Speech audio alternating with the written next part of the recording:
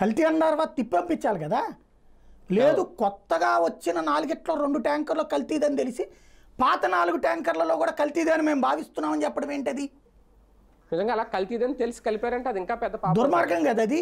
రెండవది దాంతోపాటు ఇంకొక విచిత్రమైనటువంటి పాయింట్ అందులో ఉన్నటువంటిది ఏంటంటే జనానికి ఏమని తీసుకెళ్లారు మైండ్లో, గత 5 సంవత్సరాల నుంచి జగన్ ఇట్ట కల్పిస్తున్నాడు అన్నటువంటి. కానీ ఏఆర్ డైరీ అనేది ఎప్పుడు కలిపి ఇచ్చింది నెయ్య? మొన్న. అది ఏ ప్రభుత్వం వచ్చాక? ఈ ప్రభుత్వం వచ్చాక. టెండర్ వాళ్ళ టైంలో ఓకే అయ్యి ఉండొచ్చు, కానీ కలిపింది వాడింది సప్లై బిగినైంది ఈ ప్రభుత్వ హయాంలో.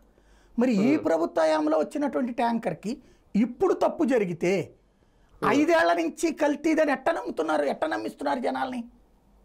అంటే జగన్ క్రైస్తవుడు కాబట్టి, జగన్కి సంబంధించి ఆల్రెడీ గత 5 ఏళ్ల నుంచి నెగిటివ్ ప్రచారం చేశారు కాబట్టి, తిరుమల విషయం లేకపోతే ఇంకొక విషయంలో అవన్నీ జనం మైండ్లో ఉంది కాబట్టి దానికోసం దేవుణ్ణి వాడారు ఇక్కడ, దానికోసం తిరుమలని వాడారు. 5 ఏళ్లలో కలిసిందని ఎవరు చెప్పారు ఇక్కడ?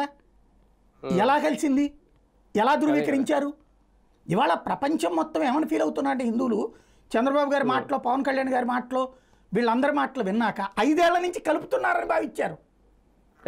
ఏం ధృవీకరించారు? పోనీ 5 ఏళ్ల నుంచి కలుపుతున్నారని